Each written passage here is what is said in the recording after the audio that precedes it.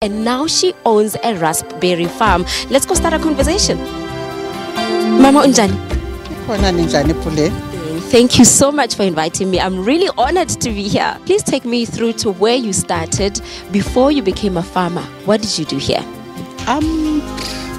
I've been a domestic worker for years and years and years. Due to the lack of job those days and the past laws and everything, then I ended up being a domestic worker, not by choice, but that was the job that was available then.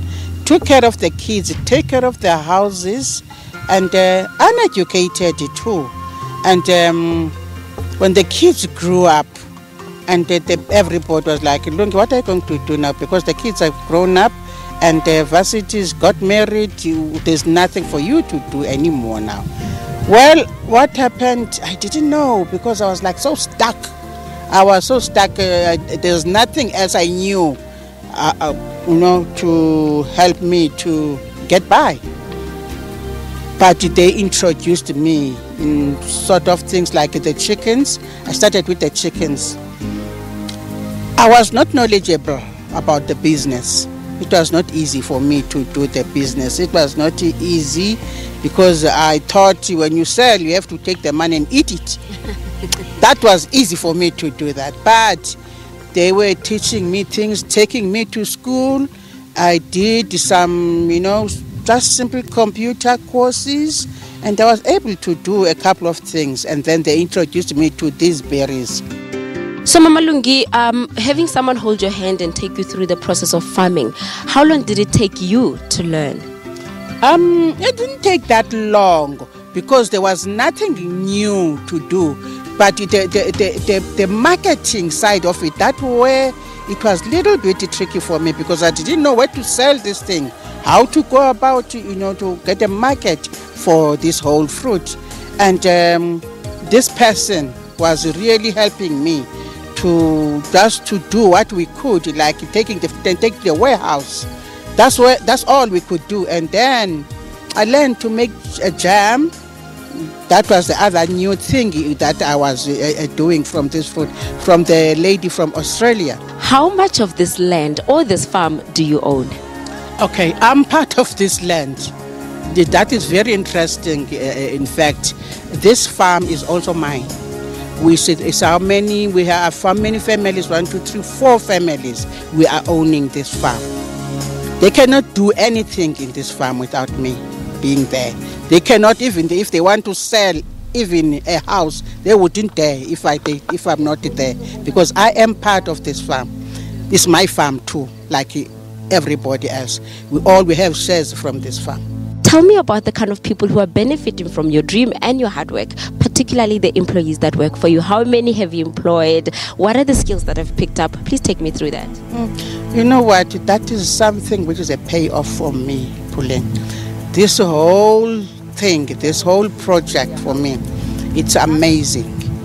Do you know that during the season, you can employ, when the people have to come and pick the berries, you can employ from 25 to 30 people coming to pick the berries. And when those people are sending money to their families, I smile because I know we did something right. Once an employee and now an employer, what does it feel like to be where you are today? There's so many people who've always wanted to be in this seat right now and do what you're doing, but you have lived it, you have experienced it. Share with our viewers what it feels like. Puleng, this is humbling. It doesn't make me feel different from the other people. It makes me feel so humble. Okay, thank you so much, Mama. I look forward to going through the farm and get to see what Fieldberry Farm is all about. Can you do that? We'll do that. Let's do it now. This one, this raspberry. This is raspberry. That is blackberry, the first one, but this one is a raspberry. Oh, so this. Yeah, it's similar to this one on my right. Because on this one, you don't cut it to when it's up to here when you prune it. This one, you just take off with all the dry things, snip, snip, snip, snip, all the dry things, and then it grows again. Yeah. Pack shadily. where we prepare everything, the fruit, everything we bring from the field, packing things. This is my kitchen. Yeah, this is Malfunyana, where she prepares it. She does everything. This Malfunyana, this is Puleng, this is Malfunyana. This lady has been my backbone from day one. She's the one I taught her things to do. Your jams, your syrup, your everything that we make. So, ako njetse he, onalena boe kae o sebetsa mo Fieldsbury Farm? Ke na le 12 years ke sebetsa mo. O qadile wetsa? Ke qadile ke pika raspberry.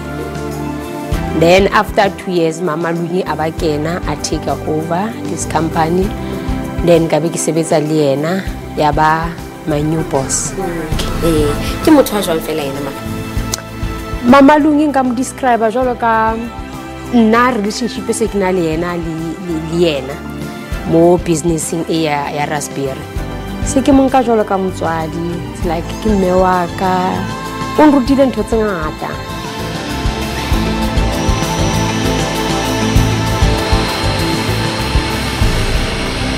What kind of advice would you give to someone that wants to venture into farming?